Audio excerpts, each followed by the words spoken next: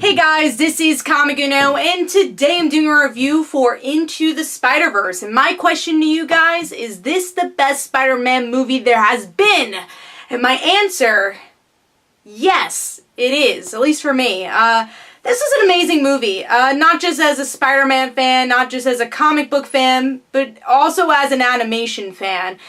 First, talking about that animation, I just love how a comic book truly came to life here. And honestly, it had the perfect balance of emotion and comedy and action. And I also like that every character that appeared here had a different visual and had its own flares. Like Penny Parker was very anime-esque. You had Gwen Stacy, which really felt like she leapt off the page, where we get to see Rico Renze's style coloring and kind of mirror style artwork we get to see with Robbie Rodriguez's covers. And then the music, we get to see rock and roll for Gwen Stacy, and then you have this more cartoony look for Spider-Ham, and then obviously this hip-hop influence for Miles Morales. It just felt so great in how that was married together in this film. So the animation was, whoa. Next step, next level stuff. I really enjoyed it, from the action to, again, the emotional moments of the story. But what I think overall of a Spider-Man film, was this good? Yes, and I think it's because it really focuses on the main idea of what made a lot of people relate to Spider-Man, why Spider-Man is 100% my favorite comic franchise and one of my all-time favorite superheroes, is because of the relatability. And I love Miles' line here where everyone could be Spider-Man. That's the point. We could get a Penny Parker type Spider-Man or Spider-Woman.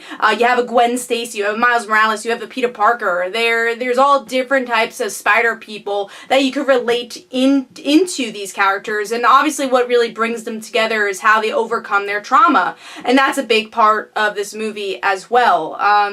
So yeah, I just really enjoyed that aspect of the movie, and I felt like there was a perfect balance between characters too. This really was a Miles Morales movie. If you never knew anything about Miles, you totally learned his origins here. I will say, if you've read the comics before, you do know a lot of the big stuff that happens in this movie is pretty much what happens in the comics.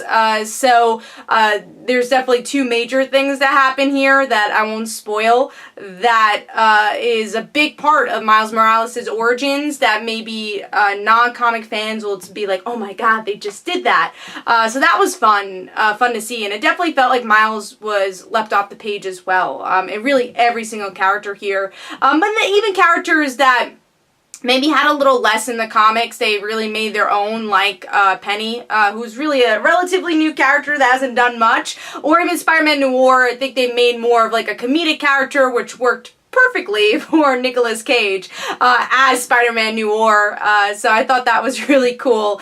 Reminded me of like the Big Daddy role he played in Kick-Ass. He really made the character his own, so that was cool. But yeah, I felt like they had the perfect balance here. I will say that this is a little bit of a spoiler, I guess, for the next movie. It looks like they are gonna go in a more love interest route for Gwen and Miles. Don't know how to feel about that. But I'm glad that didn't really steer the plot, at least for this movie. It was like, oh, you know, hints of them maybe having some romance, but really is about their friendship, which made Gwen's arc even stronger as we wrap up her arc, where because Peter died in her universe, she didn't make any friends. She didn't want to make those connections anymore, and here she actually makes friends with Miles Morales, so that hopefully will change her point of view in her own universe. And now we know she's going to be a big part of the sequel, and she has her own spin-off movie, so we know we're definitely going to get more of Gwen, which, as a Gwen fan, I loved her so much. I just really enjoyed her attitude, and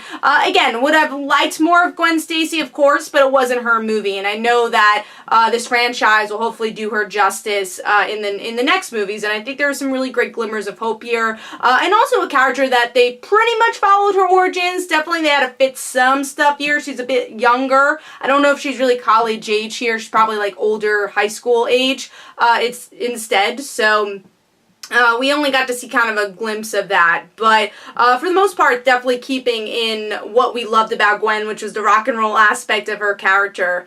But yeah, I really enjoyed this movie, and I think it really hit on all the notes of why Spider-Man is so special, why Miles is so special, and why this franchise matters. So I really enjoyed that. Even some characters that I didn't expect to shine, like Aunt May, had a really good moment here where she's pretty badass. And I will say for the Miles stuff and even the Peter stuff, it did feel a little bit more Ultimate Universe Peter Parker and Miles Morales, because they went with the kind of more badass Aunt May, but it was a little older for Peter Parker. A little thing I'll also say too is that Peter, our Peter from Miles's universe, had blonde hair, so I thought, oh, is it Ben Reilly? Maybe only comic fans will get that one, but it's not. They just did it that way you could see the other Peter Parker and be able to tell the difference, so that's the reasoning behind that. But I'm like, oh my god, is it Ben Reilly? And no, it wasn't Ben Reilly, but that is okay.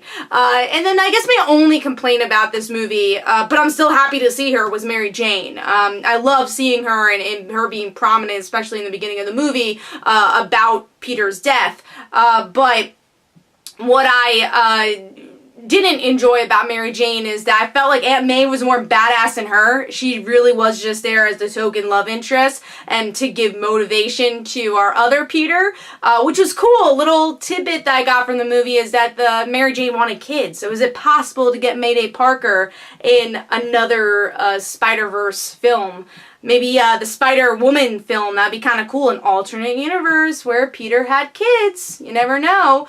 So I would like to see that. Maybe I'll do a whole nother video on if Mayday Parker could appear in this universe. But yeah, so Mary Jane was kind of used more for the plot, but it was also cool that this felt a little bit more like the Mary Jane from the Tobey Maguire movies. This definitely felt in the vein of that. They referenced a lot from the Tobey movies. So at least in the beginning where Peter is explaining his origins, which was really cool how they used that comic format for all the Spider characters. That blew my mind. But yeah, it seemed like they were going the Tobey route. Another thing I really liked comic-wise was when Miles got his powers, they used the bubbles in the inner monologue. That was so creative, and I hope we get to see that in the future Spider-Verse films. I love that, and again, that goes to the uniqueness of this animation.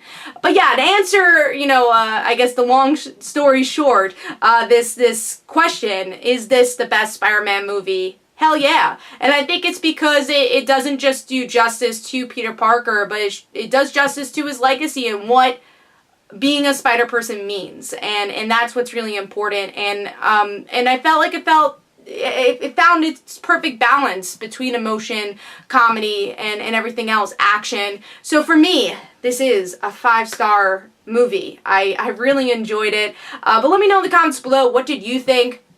What would you like to see in these sequel movies? And was this your favorite Spider-Man movie? For me, by far, it was. Spider-Man 2 was always my favorite, but this is even better than Spider-Man 2. And that's also because of the villains we got to see here, too. We got to see multiple villains, but it wasn't just about the villains, which I liked. I think a lot of the times with these superhero movies is always like, we gotta get this guy, and here's his motive. Kingpin's motive wasn't as important, and I guess you would understand his motive even more if you've watched the Daredevil show or obviously read the comics. But we actually got a nice flavor of different villains. We got Tombstone, which I kind of wish we got to see more. Prowler, which is obviously important to Miles. We have Dr. Octopus, but a different version of her. And then, again, Kingpin. But it really was more about them trying to save the realities, which made the plot a lot smoother than, oh, let's build up this big bad. I thought they did the antagonist aspect of the movie really well and kind of different to change up the formula of obviously a lot of the superhero movies we get. There's been so many superhero movies. It's kind of nice to have a freshness to it, and that's exactly what this movie is. Even though you are maybe it's like, oh, another superhero movie. For me, it's like, no, I want this sequel right now. Forget about all the other superhero movies. I need a sequel for this. And it shows that, yes, you could do something different with this genre, even with the superhero fatigue that maybe some people are feeling. Again, let me know in the comments below what you thought of this movie. This is Comic Uno. Don't forget to follow me on Twitter. Don't forget to like my Facebook page. Also, description below, there are links for my comic book, Like Father, Like Daughter. Don't forget to like the Facebook page of Like Father, Like Daughter. And of course, every Tuesday at 10 p.m. Eastern Time is Comic Frontlines Live, where we talk about our top 5 comics and comic book news. So be sure to check that out. So thanks, guys, and I'll see you later. Bye.